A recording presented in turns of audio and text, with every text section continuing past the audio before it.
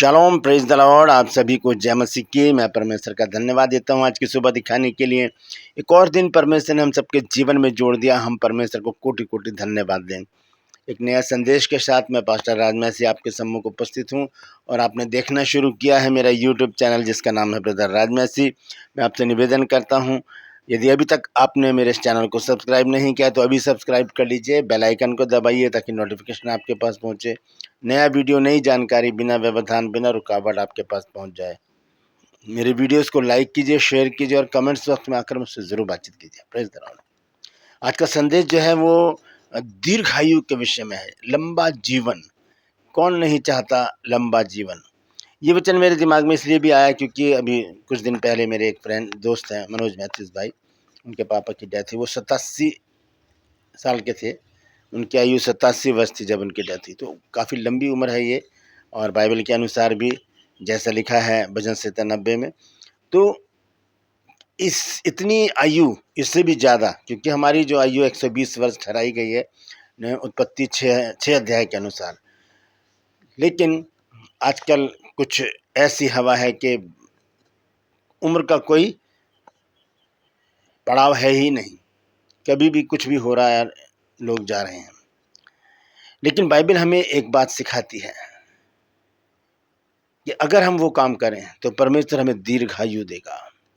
बहुत सारी बातें हैं वैसे तो, लेकिन कुछ बात ऐसी, एक चैप्टर ऐसा है जहाँ पर वो हमें प्रेरित करता है इस बात पर कि हम ऐसा करेंगे तो ज़रूर परमेश्वर हमारी उम्र को बढ़ाएगा।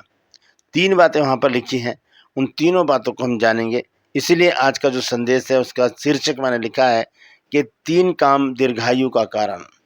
तो इस वचन को पूरा सुने और शेयर करें ताकि बहुत से लोगों तक ये सच्चाई पहुँचे, क्योंकि यहाँ ज़िद है सच को फैलाने की। Praise the Lord. और ट्रू पल्स में आज का सवाल है, आपको बताना है कि पुराना नियम में वो कौन सा राजा है जिसने पूरी व्यवस्था पूरी की है। क्या कौन सा राजा है वो? जानते हैं तो कमेंट्स में लिख दीजिए, नहीं तो डिस्क्रिप्शन में आपको इस सवाल का जवाब मिल जाएगा। और यदि आप हमारे बाइबल स्कूल से 1 साल का कॉरेस्पॉन्डेंस कोर्स करना चाहते हैं, BBS course, basic Bible study, तो इस नंबर पर मुझे व्हाट्सएप मैसेज करके लिखिए कि मुझे BBS कोर्स करना है। उसी समय आपको पूरी जानकारी मिल जाएगी। 1 साल का कोर्स है, तो अगर आप चाहते हैं तो इस नंबर पर मुझे मैसेज करके पूरी जानकारी हासिल कीजिए। Praise the Lord. आइए एक प्रार्थना करते हैं, फिर वचन में चलेंगे। प्रभु जी, मैं धन्यवाद देता हूँ आज की सुबह दिखाने के लिए और विनती करता हूँ प्रभु आज के वचन को भी शेयर करने में मेरी मदद सहायता कर। मेरे होठों को, मेरे दिल दिमाग को छूकर ब्लेस कर। मेरी आत्मा, मेरा शरीर तेरे ही कब्जे में रहे, ताकि बोलने वाला मनुष्य नहीं मेरे की तरह आत्मा हो। जो भी गुण भेद की बातें आज के इस वचन में छिपी हैं प्रभु, वो हम पे प्रकट करना, ताकि हम उन बातों को जाने और उन्हीं के अनुसार अपने जीवन को व्यतीत करें। जितने भी लोग इस वचन को देख रहे हैं, सुन रहे हैं, उन सब पर मैं तेरी आशीष बोलता हूँ। सबको आशीषित कर, हर एक की रोग, बीमारी, चिंता, परेशानी, दुख, तकलीफें अपने सामर्थ्य नाम के द्वारा दूर कर दे। यीशु नासरी के नाम से मांगता हूँ, आमीन। Praise the Lord. तो आइए आज के इस अद्भुत संदेश को शुरू करेंगे। संदेश है कि यह 3 काम दीर्घायु का कारण है। कौन से वो 3 काम हैं जो हमें दीर्घायु देते हैं? तो आइए उसको हम पढ़ेंगे। यशायाह नबी की पुस्तक है 38 अध्याय 1 पद से 5 पद तक मैं पढ़ूंगा।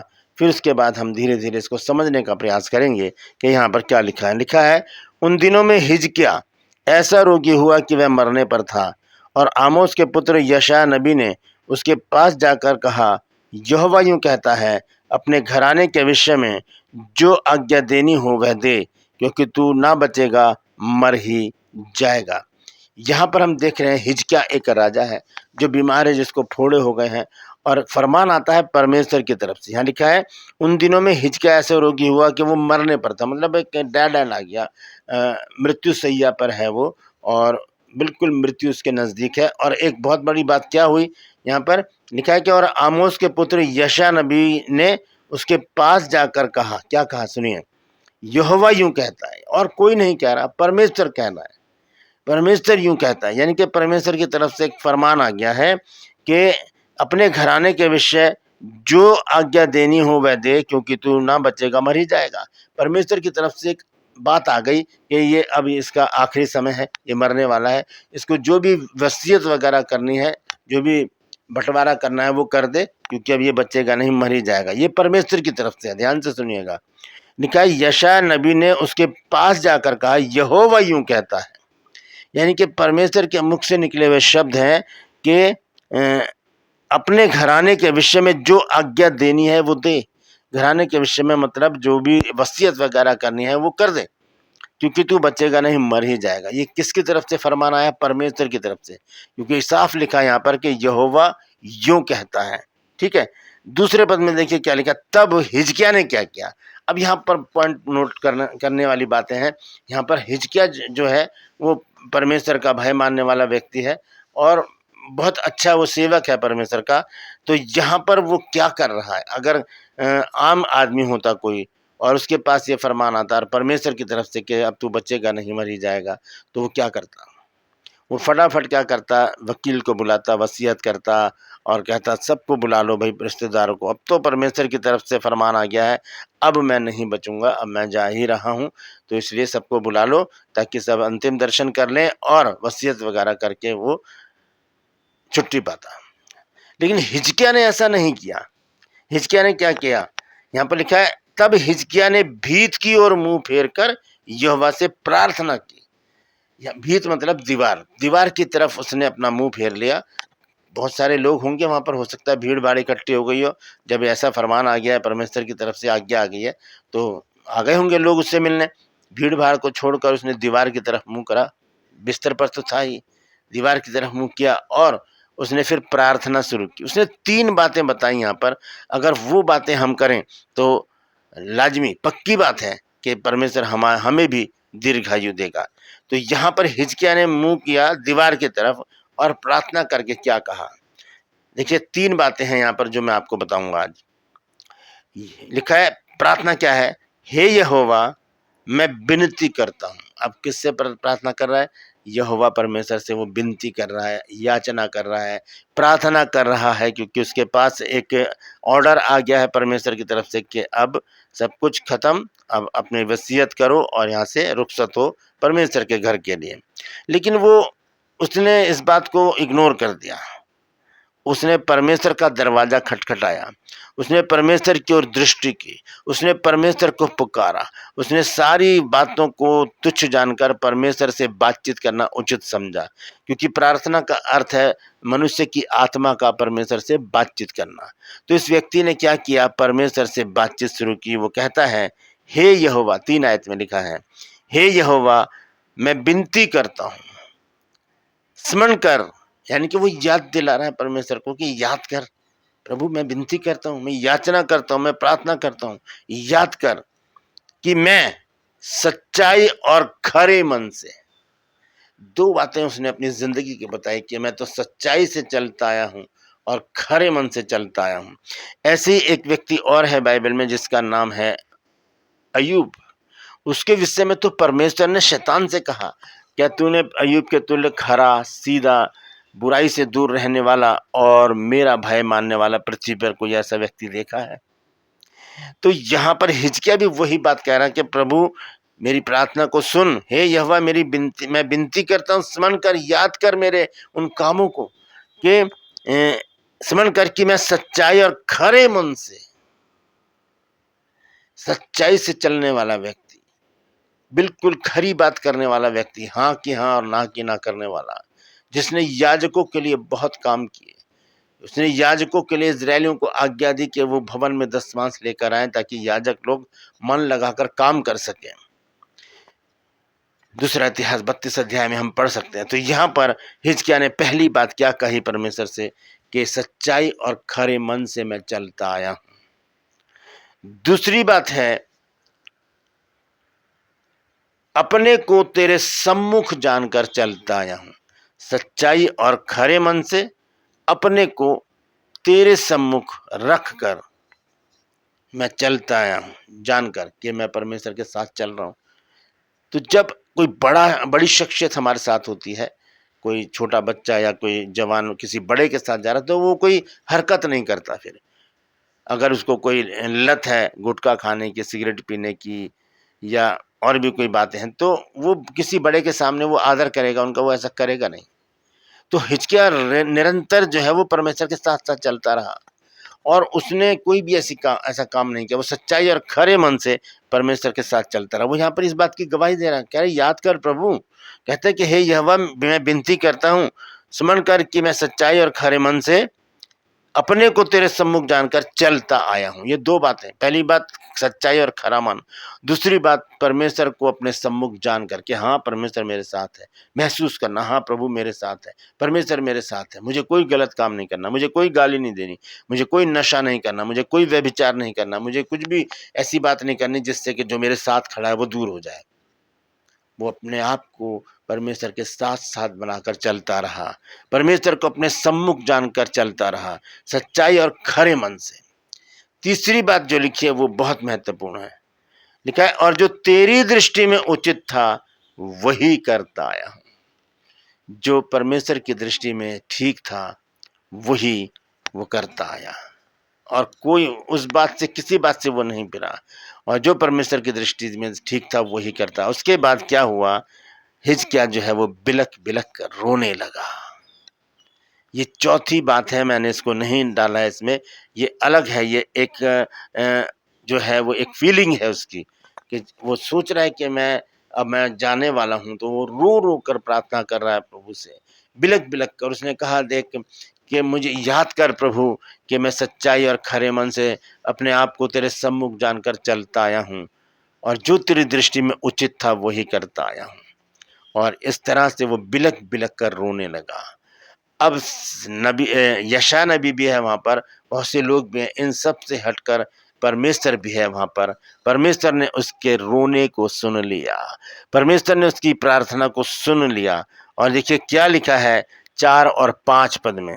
4 पद में लिखा है, तब यहोवा का यह वचन यशायाह के पास पहुंचा। अब ये सारी प्रक्रिया हो गई। पहले तो परमेश्वर ने फरमान दिया कि अब तुम बचेगा नहीं, मर ही जाएगा। उसके बाद क्या हुआ, जब हिजकिय्याह ने प्रार्थना की तब क्या हुआ, परमेश्वर ने फिर से यशायाह से बातचीत करके क्या कहा, जा हिजकिय्याह से कह दे कि तेरे मूल पुरुष दाऊद का परमेश्वर यहोवा यों कहता है, मैंने तेरी प्रार्थना सुनी और तेरे आंसू देखे हैं। सुन, मैं तेरी आयु 15 वर्ष और बढ़ा दूंगा। 15 वर्ष और बढ़ा दी हिजकिय्याह की उम्र। किसने? परमेश्वर ने। कैसे? क्यों? ऐसा क्या था वहां पर जिसकी वजह से परमेश्वर ने अपना निर्णय बदल लिया, अपनी इच्छा को बदल दिया? जबकि बाइबल हमें बताती है, गिनती 23 अध्याय और उसके 19 पद में, कि ईश्वर मनुष्य नहीं जो झूठ बोले, और ना वो आदमी है कि अपनी इच्छा को बदले। यहाँ पर इच्छा परमेश्वर ने बना ली थी अपनी हिजकिय्याह को ऊपर बुलाने की, लेकिन हिजकिय्याह के आंसुओं ने, हिजकिय्याह की प्रार्थना ने परमेश्वर को बाध्य कर दिया कि वो अपनी इच्छा को बदलें। दोस्तों, ऐसे ही हम भी परमेश्वर को बाध्य कर सकते हैं, आंसुओं के साथ, उपवास के साथ प्रार्थना करते हुए जब हम आएंगे परमेश्वर के पास, तब परमेश्वर अगर हमारी हानि करने की ठानी होगी उसे नहीं करेगा। इसी तरह से निनवे जो शहर था, बहुत व्यभिचार में भर गया था, वहाँ पर परमेश्वर ने योना नबी को भेजा, और वहाँ पर परमेश्वर ने सोच रखा था कि मैं एक मौका देता हूँ इनको, अगर इन्होंने सुन लिया तो ठीक है, नहीं तो मैं इनको नष्ट कर दूंगा। योना नबी ने वहाँ पर उपवास का प्रचार किया। लोग, राजा से लेकर जानवर तक, सब उपवास में बैठ गए, और उस शहर में 1,20,000 लोग थे, सबने उपवास रखा। परमेश्वर ने अपनी इच्छा वहाँ पर बदल दी। देखिए वहाँ पर क्या लिखा है, योना नबी की पुस्तक 3 अध्याय और उसका 10 पद। यानी क्या, तब परमेश्वर ने उनके कामों को देखा कि वे कुमार्ग से फिर रहे हैं, तब परमेश्वर ने अपनी इच्छा बदल दी और उनकी जो हानि करने की ठानी थी उसको ना किया। परमेश्वर की इच्छा बदलने की सामर्थ्य हम अपने पास रखते हैं। कब? जब हम उपवास के साथ, प्रार्थना के साथ और आंसुओं के साथ घुटनों पर आकर जब हम परमेश्वर के सम्मुख आते हैं, रो रो के प्रार्थना करते हैं और कहते हैं, प्रभु स्मरण कर कि मैं सच्चाई और खरे मन से तुझे अपने सम्मुख जानकर चलता आया हूँ। और परमेश्वर ने क्या किया, उसको आयु को 15 वर्ष बढ़ा दिया। निनवे के लोगों को परमेश्वर ने क्षमा कर दिया।